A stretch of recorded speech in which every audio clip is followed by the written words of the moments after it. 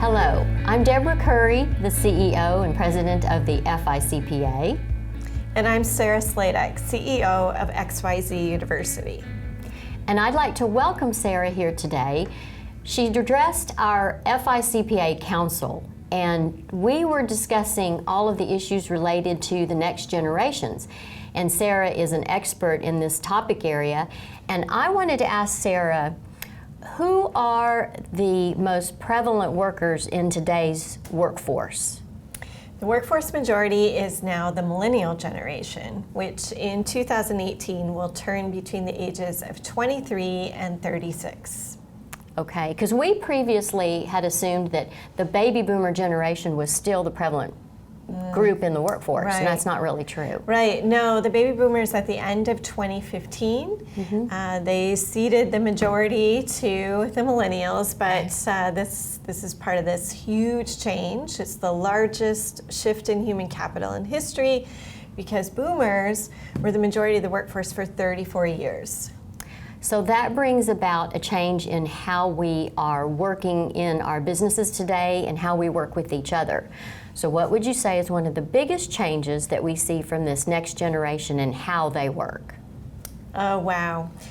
Well, one of the biggest changes is that we've seen really the official shift from industrial era thinking and managed organizations to post-industrial. So for younger people, they really aren't thinking linear or structure or schedules or hierarchy, and that's really how our organizations have run for centuries.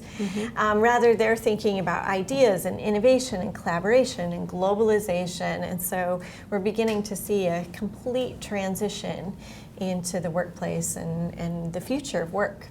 And so that leads a lot of the CPA firms and the businesses and organizations where CPAs are CFOs and CEOs having to deal with giving the right mentoring, but then the right career opportunities to the generation because they may not follow just that same path we followed before. Exactly. What we're finding is partly as a result of access to more technology and more information. Now we find that people are just learning and obtaining skills at an ever-increasing speed. And as a result of mastering skills quickly, they easily get bored. So they're looking for ways to move around an organization or gain new skills, new training, and that will be the new way of work. And I think that we hear a lot about feedback is very important, that along the way they want to know how they're doing and what they could do better as well as what opportunities. So when you are talking to CPAs that are the supervisors, the leaders, what's an important aspect of how you give feedback? So feedback for younger people, for millennials, research shows they want feedback frequently. Okay. Whereas Xers were kind of, just give me my task and leave me alone. Boomers like dialogue, and millennials are the children of boomers, so it's not surprising they like that more frequent communication. But what we find is it's really important, no matter who you're working with, that you are just having those conversations and dialogue and asking them, what is the most effective way for me to work with you, to manage you, to collaborate with you?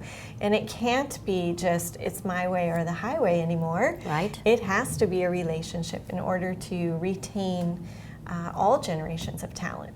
Right, and that retention is so important to our organizations of today. One of the things that I'd like to talk about is how does this shift in the generations change associations such as the FICPA and what we can look forward to in membership of the future and maybe what value they're looking for as our association? Sure.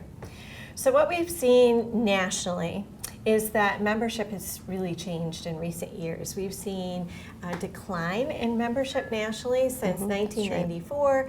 It's really accelerated here in the past few years. And really what it boils down to is that so many of these organizations have held steadfast to their traditions and policies and processes of the past.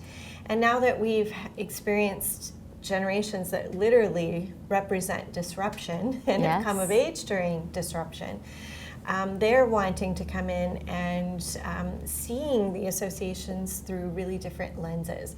So it's important that organizations like FICPA, which is being very proactive, thinking about the future, it's important that all organizations do that and recognize that it's not status quo anymore.